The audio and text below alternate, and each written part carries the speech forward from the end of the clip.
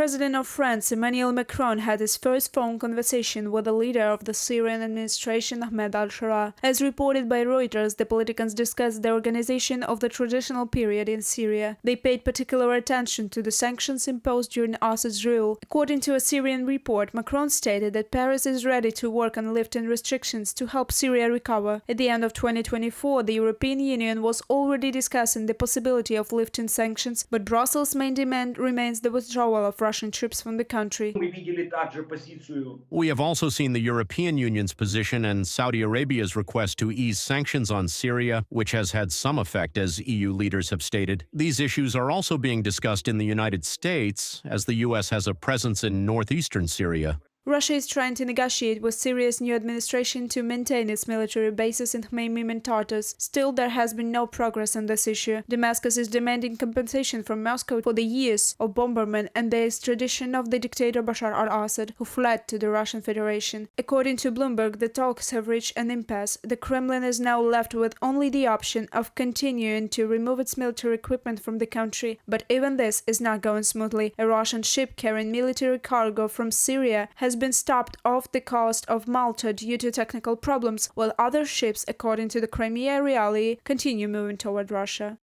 A Russian military convoy consisting of 2 transport ships loaded with military equipment from Syria, along with escort ships from the Mediterranean fleet of the Russian Navy, has passed through the Strait of Sicily and is heading toward Gibraltar. Libya has been left behind, meaning the military equipment will not reach Africa and will be transported via the Atlantic and the Baltic Sea to Russia, from a Crimea Reality publication. Turkey may become the key military ally of Syria's new administration. According to the Egyptian portal Madamaser, Ankara is considering the possibility of creating military air bases in the central part of the country. Among the options under discussion are an airfield near Palmyra and an air base near the town of Tayas. Turkey may soon sign a mutual defense agreement with Syria, according to sources from Madamaser. This allows Turkey to use Syrian airspace for military purposes. Additionally, the possibility of training Syrian soldiers by Turkish instructors is under discussion.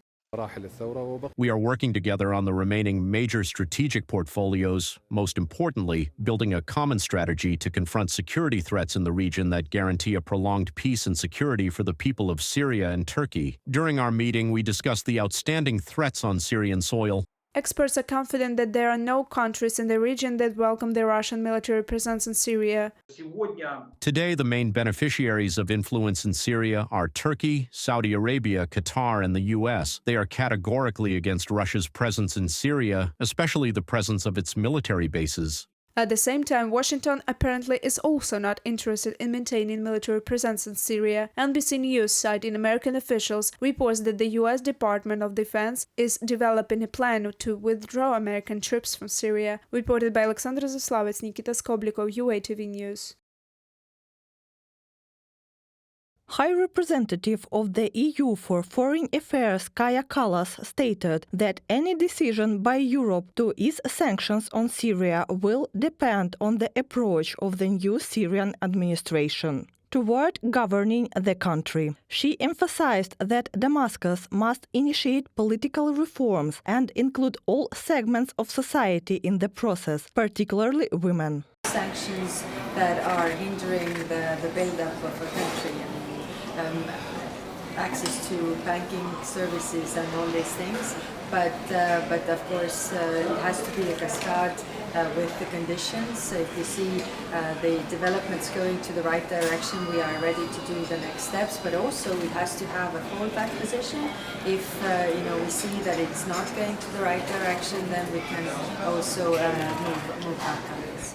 The new Syrian leadership plans to adopt a new constitution and hold elections in the near future. Turkey was among the first to express support for the new Syrian authorities.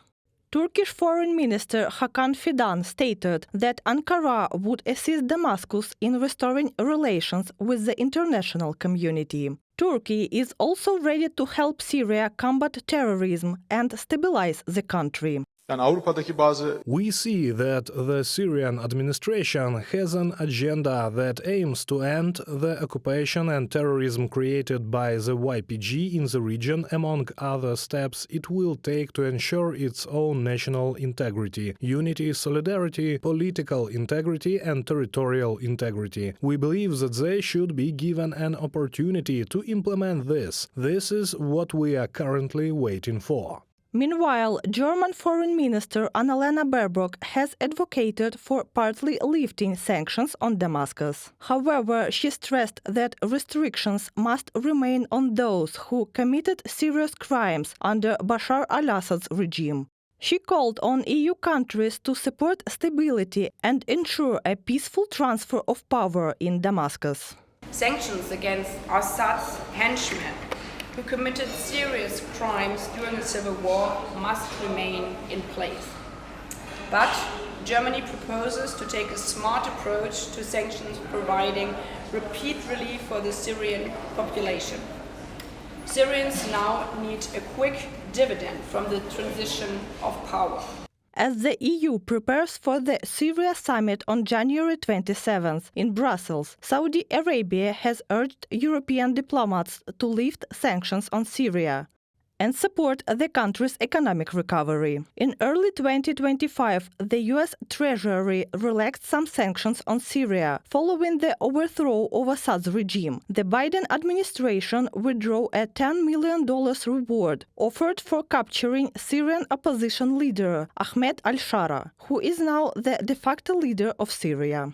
The US Treasury issued a general license lasting 6 months that authorizes certain transactions with the Syrian government, including some energy sales and incidental transactions. The move does not lift sanctions on the nation that has been battered by more than a decade of war, but indicates a limited show of US support for the new transitional government, from a statement by the US Department of the Treasury. The US, UK and EU imposed sanctions on Syria after Bashar al-Assad's brutal suspension of pro-democracy protests in 2011. Restrictions also targeted the faction led by Ahmed al-Shara, which came to power following Assad's overthrow, as well as some opposition leaders linked to al-Qaeda. Ahead of the meeting of EU foreign ministers, the European Union will evaluate the steps taken by Syria's new government, Kaja Kallas noted. Reported by Katerina Bastun, KD, UATV News. At dawn, a team of volunteers from Kryvyi Rih sees cars burned by Russian drones at the entrance to Pokrovsk. These cars weren't there the day before. Look, there's the second car, right? Yes. In some parts of the city, mobile phone service is still available. People contact evacuation groups by phone and ask for help to escape from Russian shelling. It's hell there, real hell. There used to be stray dogs running around, but now there are no dogs. What's left to do there? No water, no electricity, no gas. However, while people in Pokrovsk can still contact their relatives and volunteers, residents of nearby villages have been without communication for several days. There was no signal. For 4 or 5 days, there was no signal at all. It is the third day since they started to supply it from 11 o'clock to 1 o'clock. People admit they should have left earlier. They hoped the shelling would stop. Now, upon seeing the volunteers, they quickly pack their things and get in a car. What made you decide to leave? It's dangerous for my life. They say no one comes here anymore? No, there's no one left here. It took pensioner Valentina 5 minutes to pack, just 2 small bags and her beloved pet in their arms. With every hard blast, she flinches.